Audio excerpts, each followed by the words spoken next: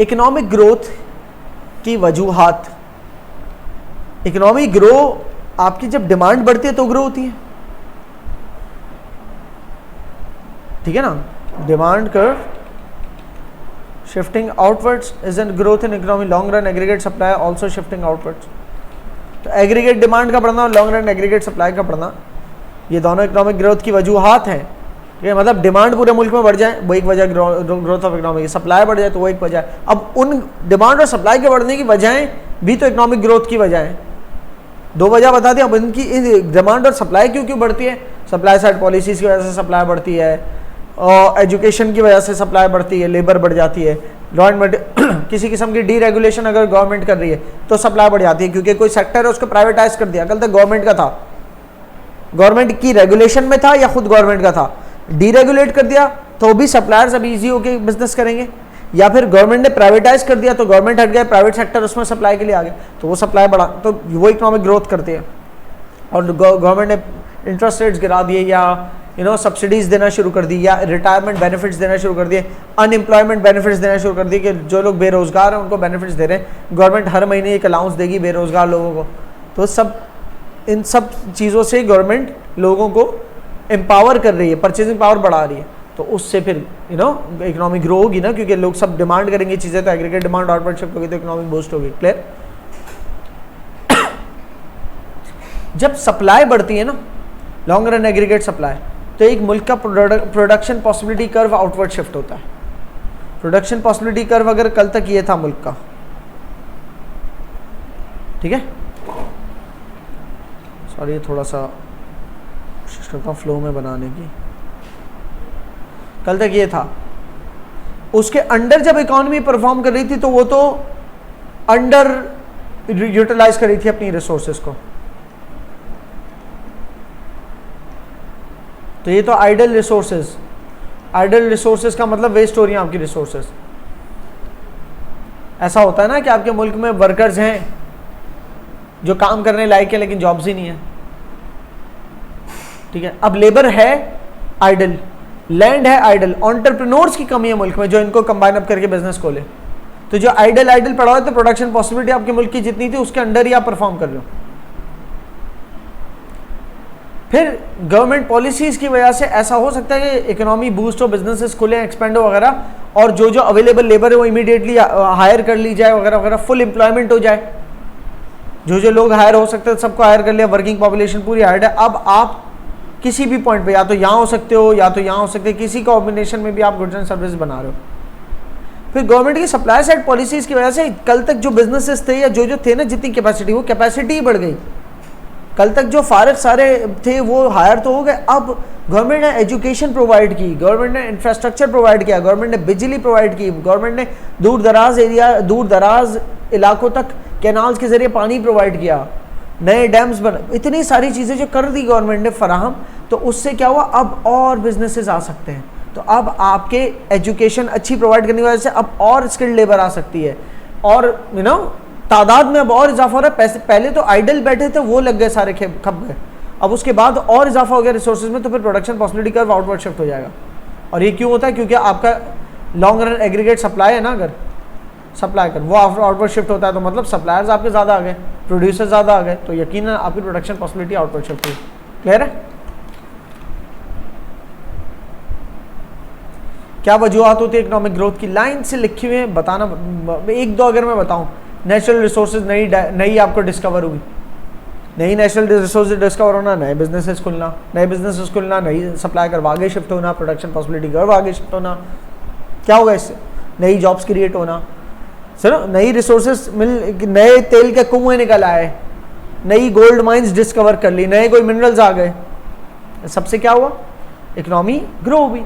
ये वजूहत है। इनोवेशन टेक्नोलॉजी वजूहत है। डेवलपमेंट ऑफ ह्यूमन कैपिटल, मतलब ह्यूमन रिसोर्स आपकी स्किल्ड होती जा रही है ट्रेनिंग्स के जरिए और एजुकेशन की वजह से। इमिग्रेशन, आपके मुल्क में स्किल्ड वर्कफोर्स इमिग्रेट हो रही है, आ रही है मुल्क में, जब भी तो immigration policies supply side policies में आती है कि आपके मुल्क ने अगर इमिग्रेशन पॉलिसीज ऐसी रखी कि स्किल्ड लेबर आपके मुल्क में आ सके, कोई भी स्किल्ड है अपने अपने पेशा के, तो उनके लिए इजी रख दिया इमिग्रेशन प्रोसेस कि वो आए, वीज़ा लें, टेम्परेरी रेजिडेंस या परमानेंट रेजिडेंस ले, पीआर के लिए कितने लोग जाते हैं ना पढ़े लिखे। So that what does it do, उससे स्किल्ड लेबर आपके मुल्क में आ गए, स्किल्ड लेबर आ गए तो फिर वो काम भी स्किल्ड करेंगे, जब वो इसके क्वार्टरनरी लेवल का करेंगे काम, तो जब स्किल्ड काम करेंगे तो डेफिनेटली इकोनॉमी आपकी ग्रो होगी। तो ये सारी वजूहत है। Engage in free trade agreements के दो ममालिक के आपस में फ्री ट्रेड हो जाए कि हमारा माल जब आपके मुल्क में जाएगा आप ड्यूटी चार्ज नहीं करना, आपका मुल्क हमारे मुल्क में, आपका माल हमारे मुल्क में जब आएगा हम ड्यूटी चार्ज नहीं करेंगे, ठीक है। तो इससे क्या होता है, इससे ट्रेड ईज आउट होती है। तो हमारा मुल्क जिस चीज़ में अच्छा है हम वो एक्सपोर्ट करेंगे और इंपोर्ट उनसे वो करेंगे जिसमें वो अच्छे हैं बनाने में।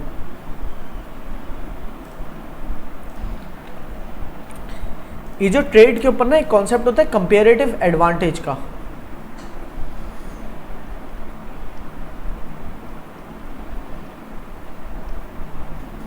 सही है। मिसाल के तौर पे अगर आपका मुल्क प्रोडक्ट ए और बी दोनों बनाता है और दूसरा मुल्क प्रोडक्ट ए और बी दोनों बनाता है, ठीक है ना, प्रोडक्ट ए की जगह कोई प्रोडक्ट ही रख देता है, प्रोडक्ट बी की जगह भी कोई प्रोडक्ट ही रख देता है। आपका मुल्क है, कोई भी दो प्रोडक्ट्स ले लो, ठीक है, जैसे वो फ़िश अपनी रिसोर्सेज को फ़िश कैच में भी इस्तेमाल कर लेता है, ठीक है, या आपका मुल्क उन्हीं रिसोर्सेज को एग्रीकल्चर के अंदर लगा लेता है, ठीक है। दूसरा मुल्क है वो एग्रीकल्चर में लगा सकता है रिसोर्सेज या फिश कैच में लगा सकता है, ठीक है। अब अगर आपके मुल्क के पास कोस्ट ज़्यादा है तो आप फिश कैच में अच्छे हो सकते हो, उसके पास लैंड ज़्यादा हो एग्रीकल्चर में अच्छा हो सकता है, तो वो आपके बदले का भी एग्रीकल्चर कर लेगा। आप अपनी रिसोर्स का टाइम ना एग्रीकल्चर में मत ज़ाया करो, क्योंकि आपकी रिसोर्सेज ट्रेंड है फिश कैच के अंदर और स्किल्ड हैं, तो वो जितना फिश कैच में अच्छा, जितनी देर एग्रीकल्चर में लगाएंगी और जितना आउटपुट क्रिएट करेंगे उससे बहुत ज़्यादा फिश कैच के अंदर कर लेंगे आउटपुट। जबकि ये जो दूसरा मुल्क है वो कहेगा हम फिश कैच में टाइम वेस्ट नहीं करते क्योंकि हमारी लेबर का बहुत टाइम लग जाता है और बहुत कम फिश कैच आते हैं, लेकिन हमारी लेबर ज़रा सा भी टाइम अगर एग्रीकल्चर में लगा दे तो बहुत प्रोड्यूस कर सकती है। तो हम आपके बदले का भी एग्रीकल्चर कर लेते हैं, आप हमारे बदले की भी फिश कैच कर लो, तो इससे क्या होगा, ग्लोबल प्रोडक्शन बढ़ जाएगी। सारी की सारी लेबर फिश कैच में लग गई जो डिस्ट्रीब्यूटेड थे, सारी की सारी लेबर एग्रीकल्चर में लग गई, दोनों अपनी अपनी स्पेशलाइजेशन में लग गए, तो प्रोडक्शन भी ज़्यादा होगी। ये उसको फिश बेच देगा, इससे एग्रीकल्चर बेच देगा, ट्रेड भी हो गई। क्लियर है। तो कंपेरेटिव एडवांटेजेस को भी देखना होता है, सही। एक बहुत इंटरेस्टिंग चीज़ कंपेरेटिव एडवांटेज को लेकर ही, अगर एक मुल्क है चाइना, ठीक है ना, वो लैपटॉप्स बनाता है और मिसाल के तौर पे बाइक्स बनाता है, साइकिल्स वगैरह, मोटरसाइकिल नहीं लिखी, बाइक्स मतलब साइकिलें, ठीक है। और दूसरा मुल्क है लेट्स सपोज पाकिस्तान, वो भी लैपटॉप्स बनाता है और बाइक्स बनाता है, सही। दोनों के प्रोडक्शन पॉसिबिलिटी कर्व्स बना रहा हूँ मैं यहाँ पर, गौर से समझना बहुत इंपॉर्टेंट है, ठीक है।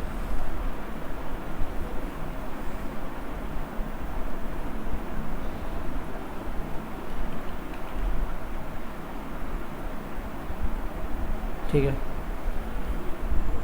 अगर ये यहाँ पर बाइक्स रखते हैं और यहाँ पर लैपटॉप्स,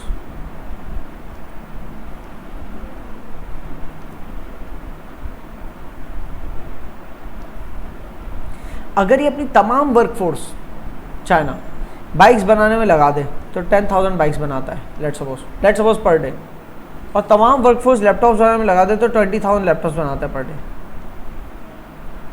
पाकिस्तान अपनी तमाम वर्कफोर्स बाइक्स बनाने में लगा दे तो पर डे मिसाल के तौर पे वो 1000 बाइक्स बना पाता है, और तमाम लैपटॉप्स बनाने में लगा दे तो हो सकता है 500 लैपटॉप्स बना पाता है, सही।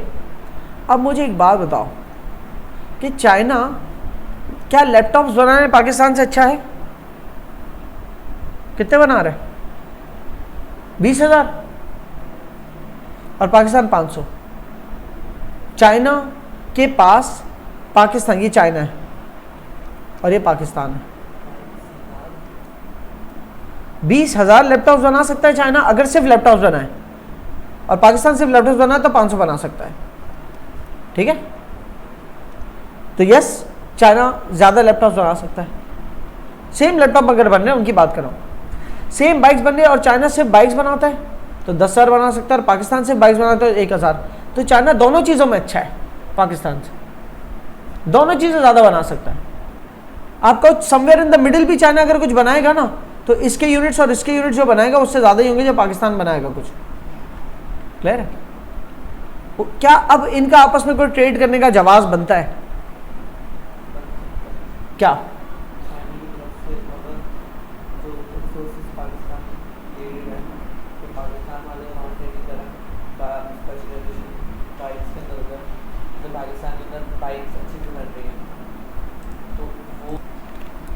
बज़ाहिर देख के लग रहा है कि चाइना दोनों चीज़ों में अच्छा है, जितनी बाइक्स बना रही होगी उतनी बाइक्स बना रही, जितने लैपटॉप्स, क्या ज़रूरत है ट्रेड की।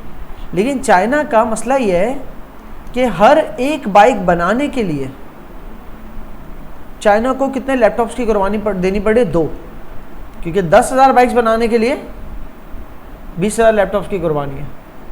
सही ना? तो समवेयर ऑल्दो ये अपॉर्चुनिटी कॉस्ट चेंज हो रही है क्योंकि कर्व है, लेकिन मैं फिलहाल फ्लैट लाइन के तौर पे पूछ रहा हूँ। चलो फ्लैट लाइन के तौर पे सोचो, ठीक है, फ्लैट लाइन के तौर पे सोचो, तो जितने कम लैपटॉप्स बनेंगे और जितनी ज़्यादा बाइक्स बनेंगी उतने लैपटॉप्स कम होंगे। और चाइना सॉर्ट ऑफ जितनी देर में 10,000 बाइक्स बनाता है उतनी ही देर में उतनी रिसोर्स के साथ 20,000 लैपटॉप्स बना सकता था। तो चाइना एक काम कर ले, चाइना लैपटॉप्स बना ले सिर्फ। सही, अगर चाइना सिर्फ लैपटॉप्स बना लेता है और उसके बाद और पाकिस्तान से बाइक्स बना लेता है, तो ग्लोबल प्रोडक्शन पता है क्या हो गई? 20,000 लैपटॉप्स और 1,000 बाइक्स, लैपटॉप्स और 1,000 बाइक्स। ये कॉम्बिनेशन जैसा और कोई कॉम्बिनेशन नहीं मिलेगा, क्योंकि चाइना को हर लैपटॉप बनाने की जो अपॉर्चुनिटी कॉस्ट है, हर बाइक को बनाने की अपॉर्चुनिटी कॉस्ट है, लैपटॉप जो कुर्बान करने पड़े वो ज़्यादा है। जबकि पाकिस्तान को एक लैपटॉप कुर्बान करने के बदले 2 बाइकें बना पाता है। पाकिस्तान बाइक्स बनाने में ज़्यादा अच्छा है, कंपेरेटिव एडवांटेज पाकिस्तान की बाइक्स में अच्छी है as compare to China, opportunity cost point of view से देखा जाए। पाकिस्तान एक लैपटॉप कॉम्प्रोमाइज़ करता है, 2 बाइकें बना लेगा। चाइना एक बाइक बनाने के लिए 2 लैपटॉप कॉम्प्रोमाइज़ करता है। सही है? तो चाइना कहेगा कि बाइकें तुम बना लो, जितनी बन सकती है, हो सकता है चाइना की डिमांड इससे ज़्यादा हो। पाकिस्तान कहेगा मैं एक भी लैपटॉप ना बनाऊँ, कोई मसला नहीं। चाइना कहेगा मैं अपने में से थोड़े से दे दूँगा, आप अपने में से थोड़ी बाइकें दे देना। ठीक है ना? तो आप हमसे मिसाल के तौर पे 500 लैपटॉप्स ले लो या 1000 लैपटॉप्स ले लो और 500 बाइक्स दे दो, whatever the trade terms are. ये टर्म्स ऑफ ट्रेड कहलाती है, टर्म्स ऑफ ट्रेड। वो जो भी टर्म्स ऑफ ट्रेड है, कितने के बदले कितना। लेकिन ग्लोबल प्रोडक्शन इन दोनों की ये होगी कि ये जिस चीज़ में कंपेरेटिवली अपॉर्चुनिटी कॉस्ट ज़्यादा है, जिसमें उसको छोड़ दे, और जिसमें कम अपॉर्चुनिटी कॉस्ट है उसको अपना ले जिसमें ये अच्छे हैं, और ये उसको अपना ले जिसमें ये अच्छे हैं। क्लियर है? तब भी ट्रेड हो सकती है। छोटा मुल्क जो दोनों तीनों जितनी किस्म की प्रोडक्ट्स बना रहे हैं, वो सारी प्रोडक्ट्स में किसी बड़े डेवलप्ड मुल्क से अगर इनएफिशिएंट हो, कोई मसला नहीं है, फिर भी क्वालिटी अगर सेम है प्रोडक्ट की, फिर भी बड़ा जो रिच मुल्क है या जो वेल डेवलप्ड मुल्क है, वो छोटे मुल्क से वो चीज़ बनवा सकते हैं जिसमें वो अच्छा है और वो खुद इतना अच्छा ना हो। ठीक है? मतलब खुद इतना अच्छा से मुराद अच्छा दोनों में है, बाइक्स में भी और लैपटॉप से भी, लेकिन अपने आप के मुल्क के अंदर रहते हुए अपने आप भी तो किसी एक चीज़ में ज़्यादा बेहतर होगा ना, कि लैपटॉप्स वर्सेस बाइक का उसका ये कॉम्बिनेशन है कि अगर एक बाइक बनानी तो 2 लैपटॉप कॉम्प्रोमाइज़ करने पड़ते हैं। हालांकि लैपटॉप अगर पाकिस्तान से कंपेयर करें तो ज़्यादा अच्छे बनाता है, बाइक्स पाकिस्तान से कंपेयर करें तो ज़्यादा अच्छी बनाता है, लेकिन अपने आप with in the country compare करें तो बाइक्स की बने तो लैपटॉप ज़्यादा अच्छे बनाता है। और पाकिस्तान के अंदर with in the country compare करें तो पाकिस्तान बाइक्स लैपटॉप्स की बनस्बत ज़्यादा तेज़ी से बना लेती है।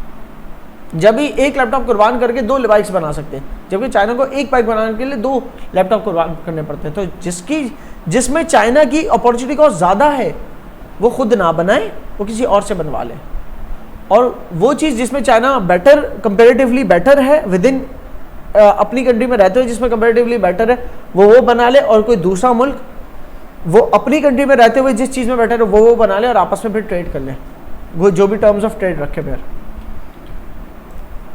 पर ये कंपेरेटिव एडवांटेजेस की बात ना ये इंटरनेशनल ट्रेड लेवल पे आती है, इंटरनेशनल स्पेशलाइजेशन में आती है, अभी का टॉपिक था नहीं इसलिए रफली समझाया।